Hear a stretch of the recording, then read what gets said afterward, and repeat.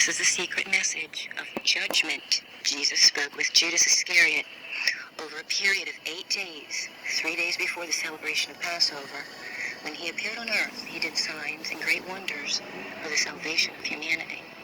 Some walked in the way of righteousness, but others walked in their transgression. So the 12 disciples were called.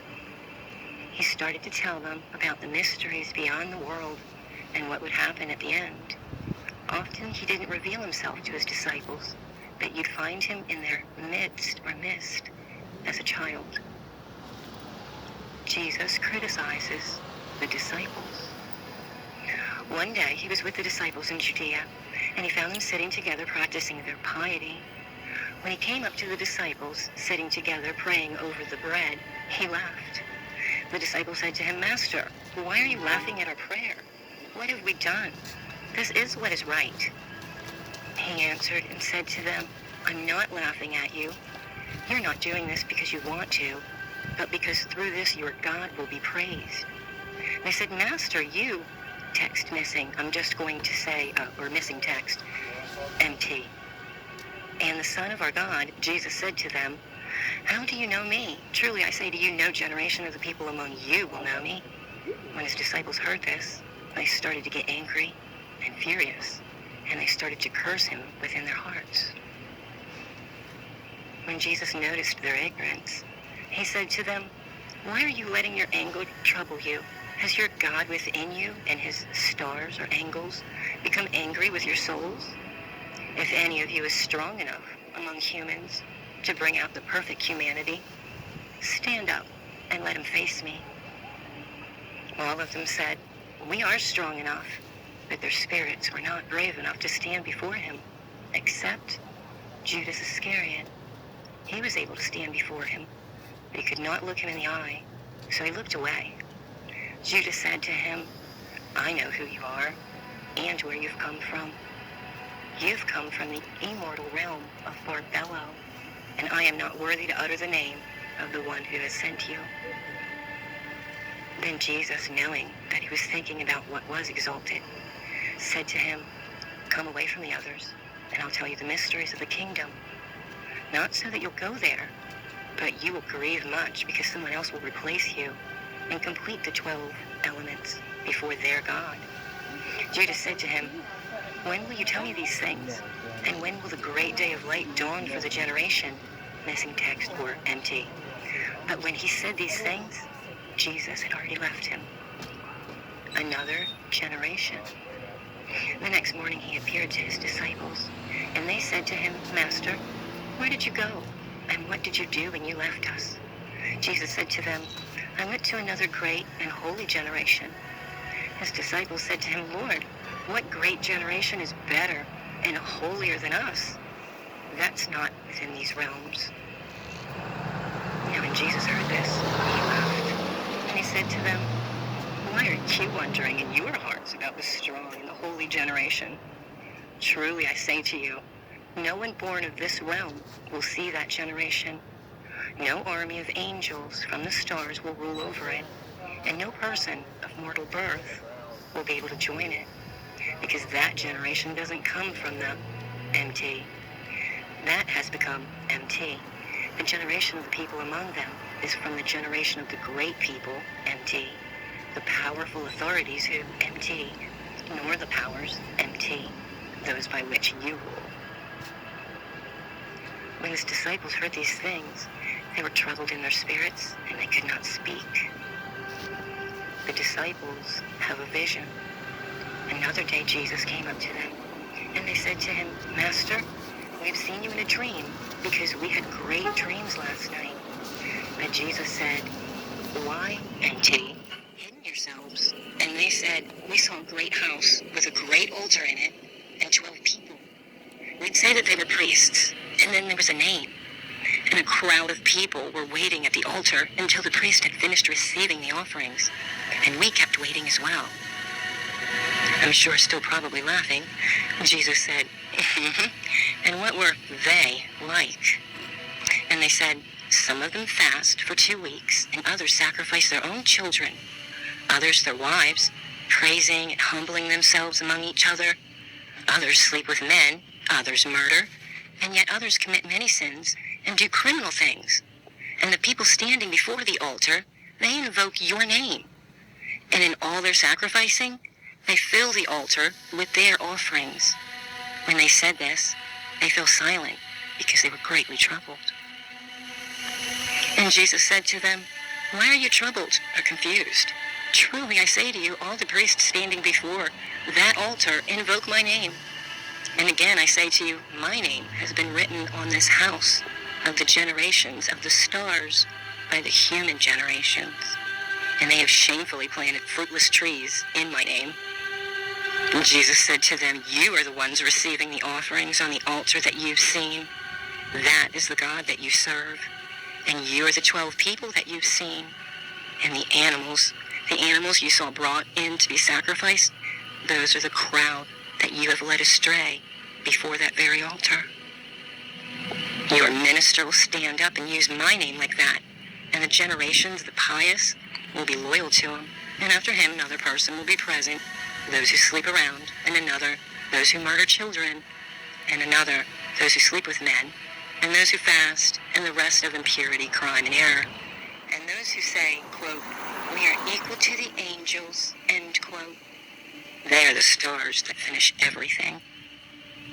It's been said to the human generations, 'Look, God has accepted your sacrifice from the hands of priests.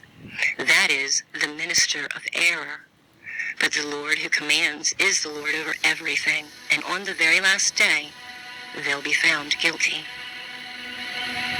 And Jesus said to them, 'Stop sacrificing animals. You've offered them over the altar, over your stars with your angels, where they've already been completed. So let them become empty with you, and let them become clear.' His disciples said to him, 'Cleanse us from our sins that we've committed through the deceit of the angels,' or the angles. Jesus said to them, 'It is not possible, empty, nor can a fountain quench the fire of the entire inhabited world, nor can a city's well satisfy all generations, except the great stable one. A single lamp will not illuminate all the realms, except the second generation, nor can a baker feed all creation under heaven.' And when the disciples heard these things, they said to him, 'Master, help us and save us.' Jesus said to them, 'Stop struggling against me. Each one of you has his own star, and empty. Of the stars will empty. What belongs to it, empty. Wasn't sent to a corruptible generation, but to the strong and incorruptible generation, because no enemy has ruled over that generation, nor any of the stars. Truly I say to you, the pillar of fire will fall quickly, and that generation won't be moved by the stars.' And when Jesus said these things, he left, taking Judas Iscariot with him. And he said to him, 'The water on the exalted mountain is from,' missing text. 'It didn't come to water,' missing text, 'the well. Of the tree of the fruit,' missing text, 'of this well,' missing text. After a time,' missing text.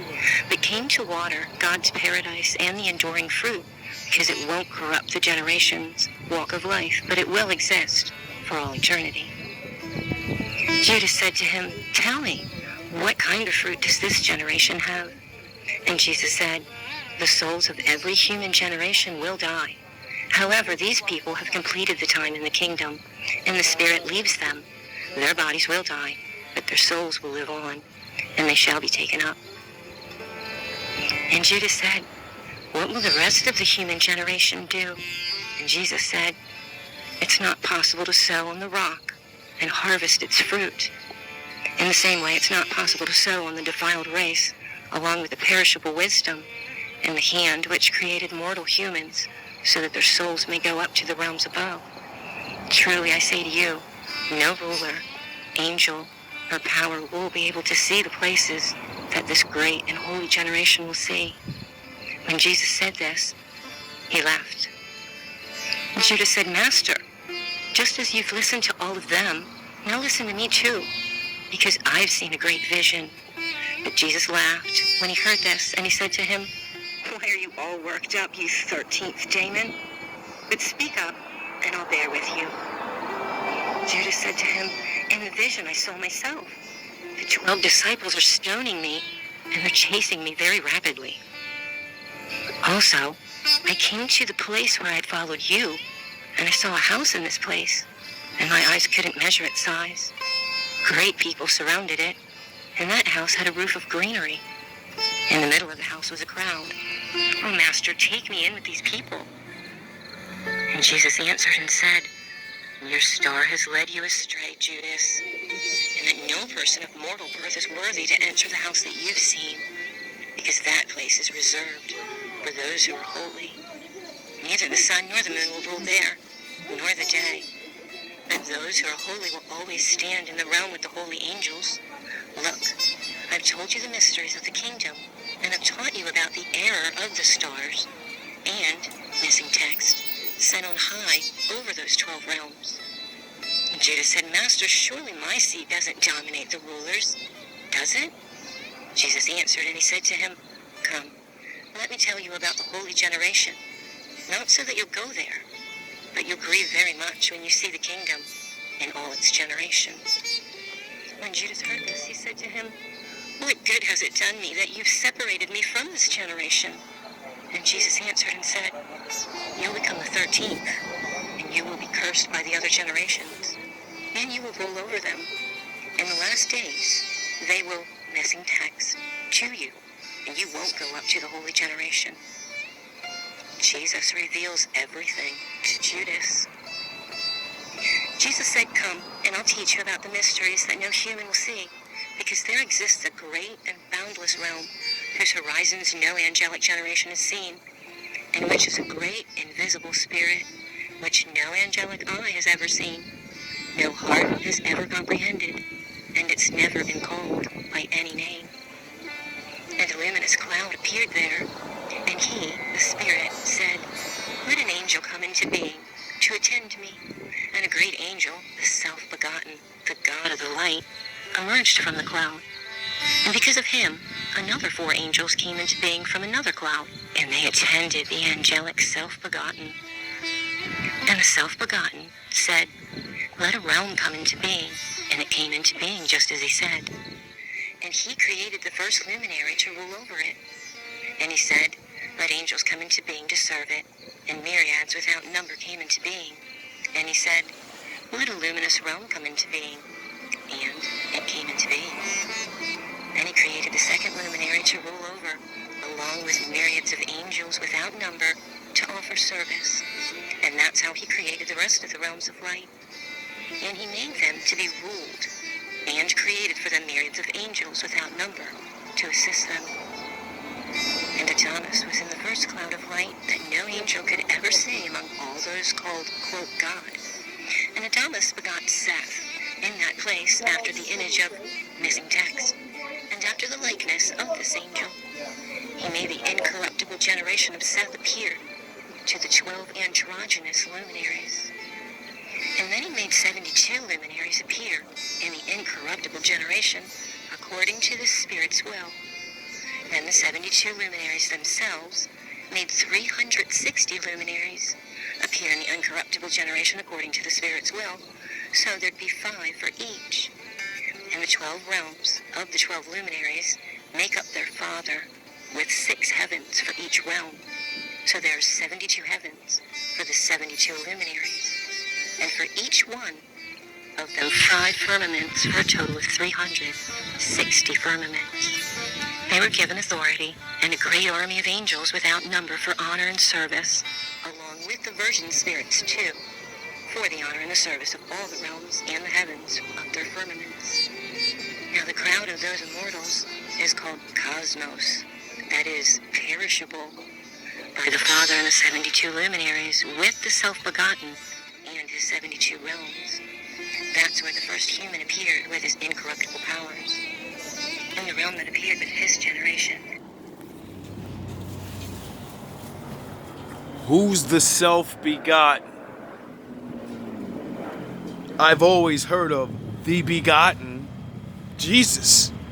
But Jesus is talking about the self-begotten. Someone makes himself. a son of the Lord.